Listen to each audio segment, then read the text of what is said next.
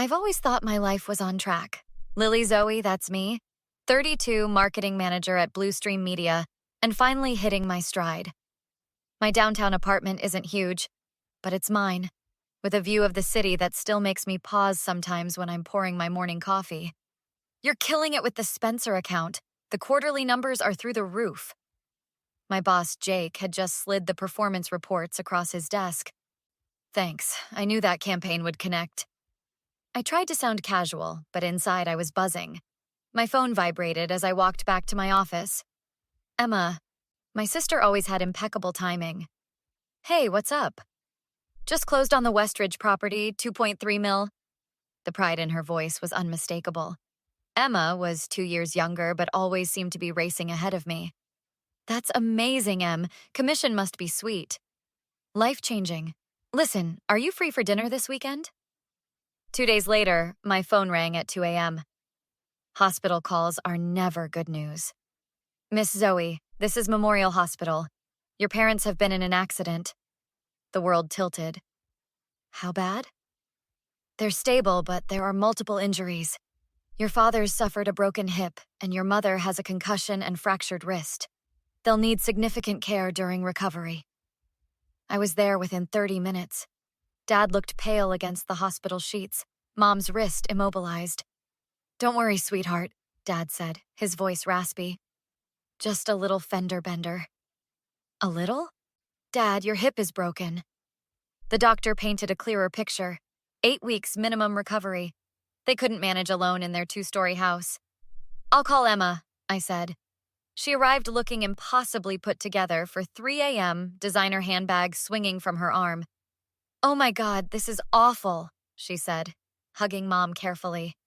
What are we going to do? We stepped into the hallway to talk. They can't manage on their own, I said. Emma nodded. I know, and care facilities are so impersonal. And expensive. We could take turns staying with them. The next night, Emma arrived with Thai food and a notebook already filled with ideas. What if they stayed with me? I have the guest suite downstairs. I paused mid-bite. But your schedule is insane. You're always showing houses. I can rearrange some things. And you could cover when I have important showings. Team effort, right? Right, I said slowly. But my place is closer to their doctors. Your place is tiny, Lily. Where would they sleep? She had a point. My apartment wasn't set up for caregiving. We'll split everything 50-50, Emma continued, reaching for my hand. I promise. Their appointments, the overnight stays, everything. You're not alone in this. Her eyes held mine, sincere and determined. In that moment, I believed her completely. Okay, I said. Let's do it. Team effort. I couldn't have known then what those words would cost me.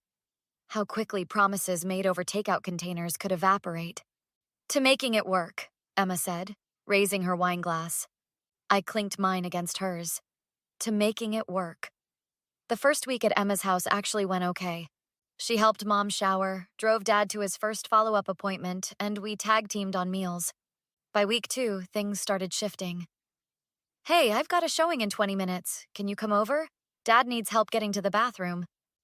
I glanced at my computer screen. 3 presentations due by end of day. Em, I'm drowning here. Can't you reschedule? It's the Hendersons. They're looking at $1 million property. 20% commission, Lily. I can't blow this off. My boss Jake cornered me as I grabbed my purse. Where you headed? We've got the client call at 2. Family emergency. I'll be back for the call. Promise. His expression tightened. 3rd time this week, Zoe. By the 3rd week, Emma's emergencies became daily occurrences. Where's your sister? Mom asked one evening as I heated up soup. Haven't seen her since yesterday morning. Showing houses, I replied, not meeting her eyes.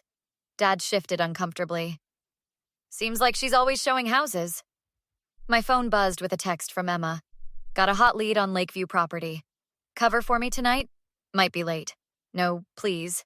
No, thank you. Just the assumption I'd pick up her slack. 1 month in, I was running on fumes. My boss had given me the talk about commitment, and I couldn't remember the last time I'd slept in my own bed. Then came the morning I overheard Emma on the phone while helping Dad with his exercises.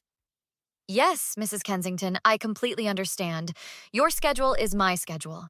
An evening showing is perfect. My calendar is wide open. I confronted Emma in the kitchen later. Wide open calendar? Seriously? She didn't even flinch. It's business, Lily. What do you want me to say? Sorry, can't sell your multi-million-dollar home because I'm helping Dad to the toilet?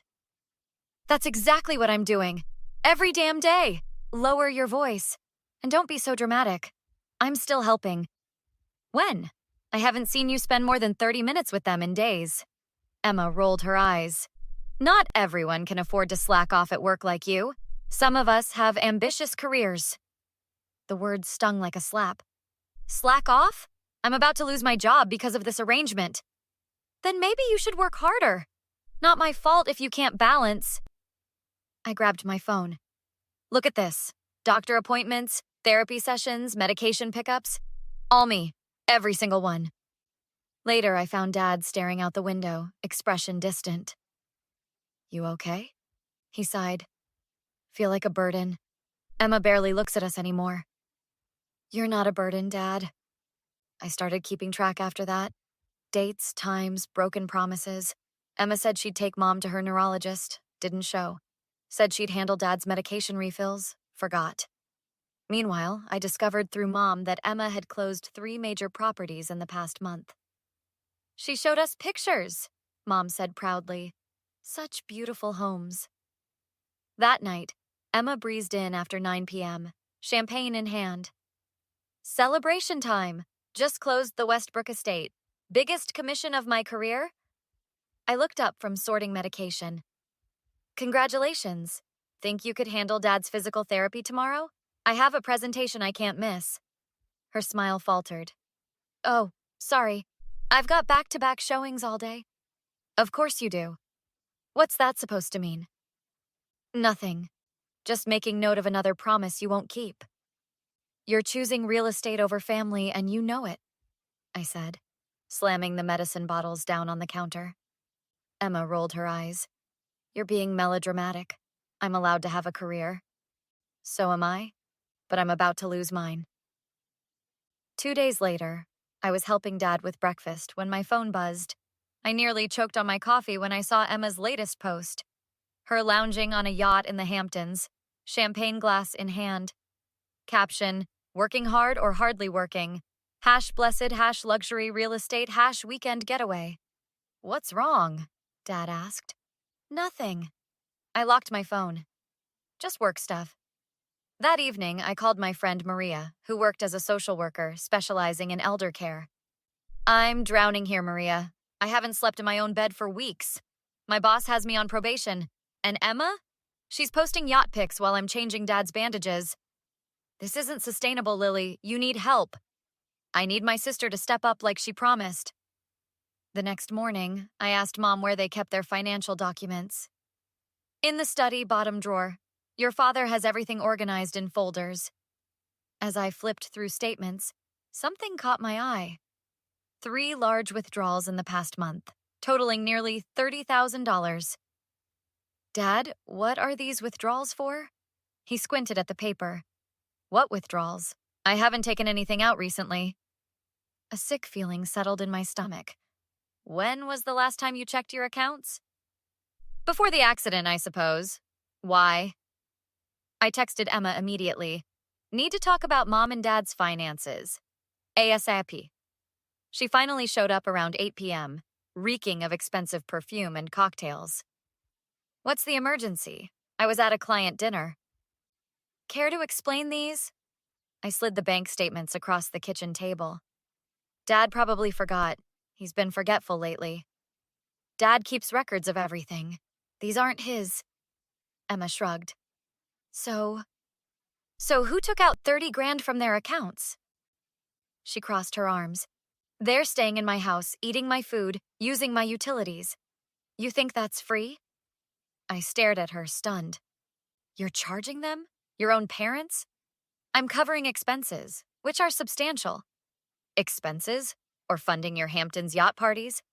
Dad appeared in the doorway, leaning on his walker. What's all the shouting about? Emma's demeanor instantly shifted. Nothing, Daddy, just sister stuff. It's not nothing, I said. Emma's been taking money from your accounts. The hurt in Dad's eyes was unbearable. Is that true, Princess? I've been covering expenses, she repeated. The mortgage, groceries, utilities, it adds up. Without asking? Mom appeared behind Dad. That's stealing, Emma. Stealing? I'm housing you. Do you have any idea what in-home care costs these days? I stood up. We had an agreement. 50-50, remember? But I've been doing 90% of everything while you're out living your best life and raiding their retirement? So what's your solution? Emma sneered. I want you to honor your commitments. Or what? Or I call Elder Services, I said finally. Report financial abuse. Emma laughed. You wouldn't dare. Try me. I've documented everything. Dad shook his head. We didn't raise you to fight like this. No, I said quietly. You raised us to keep our promises. One of us remembers that. Emma grabbed her purse. I have an open house tomorrow. Sort this out however you want. But I'm not canceling. As she stormed out, Mom sank into a chair, tears streaming down her face. What happens now? She whispered. I took a deep breath. We get help, real help. The morning after our blowout, I called Maria while sitting in my car outside a coffee shop. I need your help, professionally. My voice cracked despite my efforts to stay composed. What happened, Lily? Emma's been taking money from our parents' accounts, $30,000. I can connect you with someone from APS. Adult Protective Services, Maria finally said. Financial exploitation is taken very seriously. Within 48 hours, a caseworker named Diane sat at my parents' kitchen table. Emma was conveniently showing a property. So you've been providing most of the care? Diane asked, reviewing my documentation. All of it lately. And these bank withdrawals? Dad pushed the statements forward. I never authorized these. Emma has access for emergencies only. 3 days later, Emma finally returned my calls. What the hell, Lily? Some government lady left her card at my house. Adult Protective Services? Are you freaking kidding me? I warned you. They're threatening an investigation. Do you have any idea what this could do to my reputation? My business? Maybe you should have thought about that before raiding their retirement accounts. She showed up at my apartment that night, pounding on the door. You've ruined everything. A client canceled because they heard rumors about me exploiting my own parents. Where are Mom and Dad? Safe. Away from you. What's that supposed to mean? They're at Golden Oaks, the assisted living place by the hospital. 2 weeks later, the investigation concluded. Emma was ordered to repay every penny, plus penalties. Her broker discreetly distanced the firm from her personal issues. Meanwhile, my boss surprised me with unexpected support. Family comes first, Zoe, Jake said. Take the time you need. We'll work out a flexible schedule. The assisted living facility turned out to be a blessing in disguise. Dad's physical therapy progressed faster with professional help. Mom's depression lifted as she joined art classes. It's not so bad here, Dad admitted during my visit. 3 meals a day and no stairs to climb. You don't miss Emma's place? We hardly saw her anyway. He paused. Has she visited? Not yet. Mom looked up from her crossword. She sent flowers, with a card saying she's too busy to come by. A month after moving them in, I received a text from Emma. We need to talk. Family dinner? My treat. We met at an upscale restaurant downtown. You look good, she said, less exhausted. Amazing what happens when the burden is shared properly, she sighed. I get it. I screwed up. Do you? Because sending flowers instead of showing up doesn't suggest much understanding? I've been dealing with the fallout at work. My reputation is trashed. Actions have consequences. I want to make things right.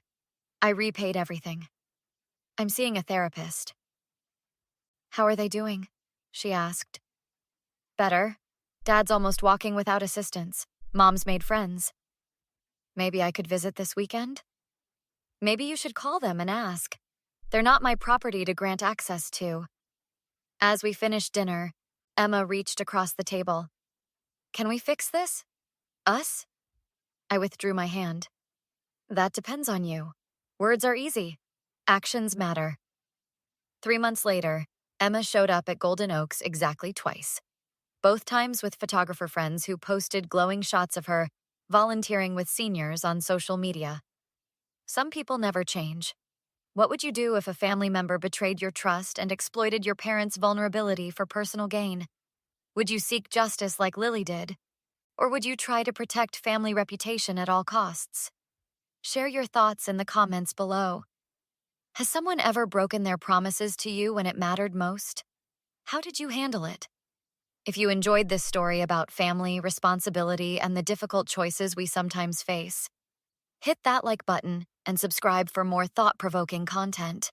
Your support helps us create more stories that explore the complicated reality of modern relationships.